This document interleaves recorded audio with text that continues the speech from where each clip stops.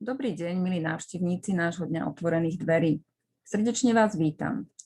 V tomto vstupe by som vám chcela predstaviť priestory našej školy, kde sa vyučuje telesná výchova a takisto si povieme niečo o vyučovaní a fungovaní telesnej výchovy na našej škole. Toto je naša telocvičňa s klasickým vybavením, ako aj na ktorejkoľvek inej škole, s čiarami na základné loptové hry, basketbalovými košmi, aj na bočných stranách telocvične a tak ďalej. Čo robievame na hodinách telesnej výchovy? Veľmi obľúbený je florbal a stolný tenis. Z loptových hier je to basketbal, volejbal, futbal. Na vonkajšom športovom ihrisku sa venujeme hodu granátom, vrhu guľov a rôznym behom.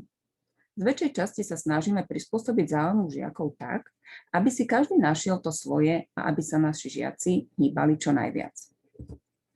Počas hodín telesnej výchovy je našim žiakom k dispozícii posilňovňa, do ktorej sa vstupuje priamo z telocvične.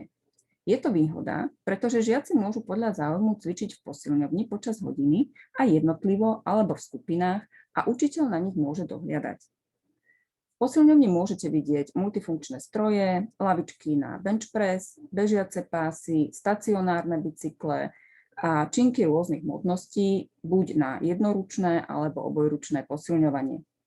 Veľkej obľúbe sa teší lavica na silové pretláčanie vpravo hore.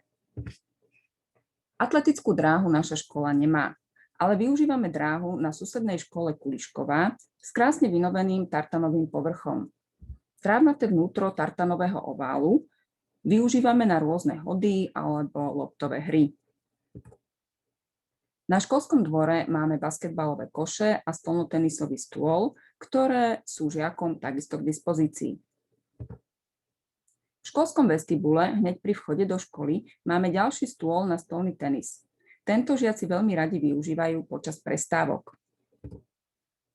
Každoročne usporadúvame v období pred Vianocami turnaj o putovný pohár riaditeľa školy. Zaraďujeme sem rôzne disciplíny ako florbal, hod na kôš, dvíhanie činiek, stolný tenis a tak ďalej. Zapojiť sa môže každý. V posledných 2 rokoch sme sa však viac zamerali na súťaž v stolnom tenise. Tento súťažno-športový deň si spríjemníme aj predvianočnými trhmi a tvorivými dielňami.